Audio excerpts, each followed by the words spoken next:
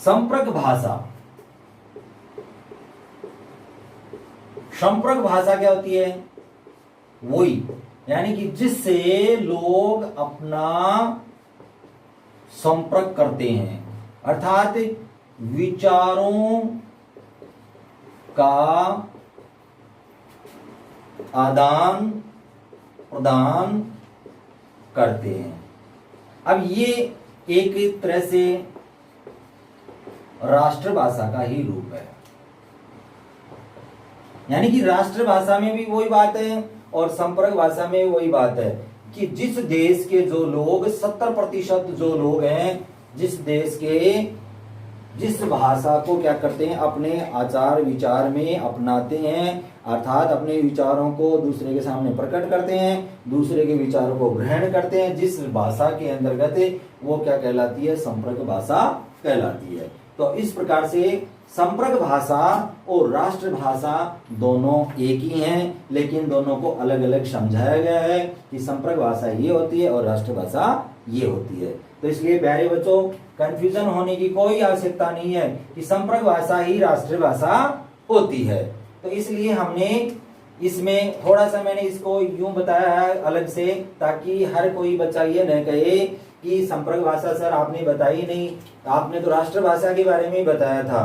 तो इसलिए मैंने इसके बारे में बताया कि संपर्क भाषा अर्थात जिससे विचार एक दूसरे से संपर्क में आते हैं, अर्थात हम एक दूसरे से जिस भाषा से संपर्क करते हैं वो उस देश की क्या होती है? संपर्क भाषा होती है। अब आगे बात करेंगे हम संविधान के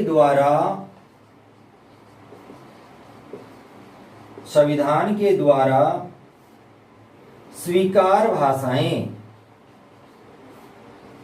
अब स्वीकार भाषाएं कितनी दी गई हैं, यानी कि हमारे संविधान ने कितनी भाषाओं को स्वीकार किया है, अर्थात अलग अलग जो राज्य हैं उनके द्वारा कौन कौन से जो भाषाएं हैं उनको स्वीकार किया है। तो इसमें प्यारे बच्चों 22 भाषाओं को उन्होंने मान्यता दी है। किसने? संविधान में, कि 22 भाषाएं हैं जिनको संविधान द्वारा क्या किया गया है, उन राज्यों को मान्यता दी गई है कि आप अपनी इस भाषा के द्वारा क्या कर सकते हैं, अपना क्या कर सकते हैं, कामकाज कर सकते हैं, आचार विचार कर सकते हैं, एक दूसरे से संपर्क कर सकते हैं। इस प्रकार से 22 भाषाएं हैं जो अलग अलग भाषाएं हैं।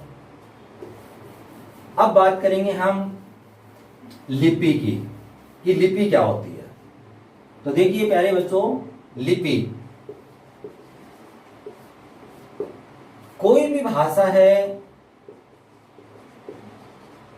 वो लिखी जाती है।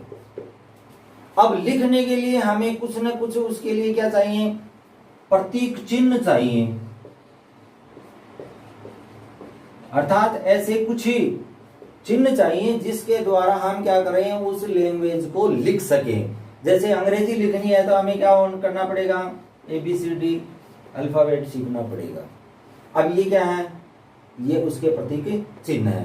अब उसमें यह बताया जाता है, अंग्रेजी पर जो बच्चा पढ़ता है उसको ये बताया जाता है बेटा ये A है, ये B है, ये C है और ये D है। अब जो आगे जो उसमें जो शब्द बनेंगे, वर्ड बनेंगे, तो वो इनसे बनाएगा।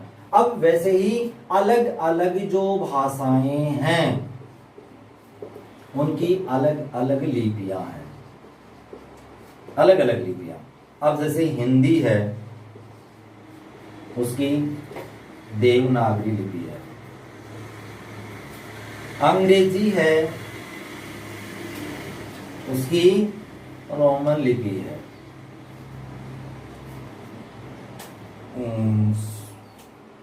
अपने क्या नाम है, बांग्ला है उसकी बांग्ला है, और अरबी उर्दू की अरबी है, और जो पंजाब में बोली जाती है जिसको हम क्या कहते हैं, पंजाबी, उसकी लिपि है वो है गुरुमुखी लिपि। अर्थात ये जो आप भाषाएं देख रहे हैं इनकी ये लिपियां हैं। जैसे हिंदी के साथ में संस्कृत है, उसकी भी क्या है, देवनागरी है। मराठी की भी क्या है, देवनागरी है। गुजराती की भी क्या है, देवनागरी है। तो बहुत सारी ऐसी भाषाएं हैं जिनकी देवनागरी लिपि है। अंग्रेजी की रोमन लिपि, बांग्ला की बांग्ला, उर्दू की अरबी और पंजाबी की गुरुमुखी। तो जिस भाषा को लिखने का ढंग या तरीका लिपि कहलाता है।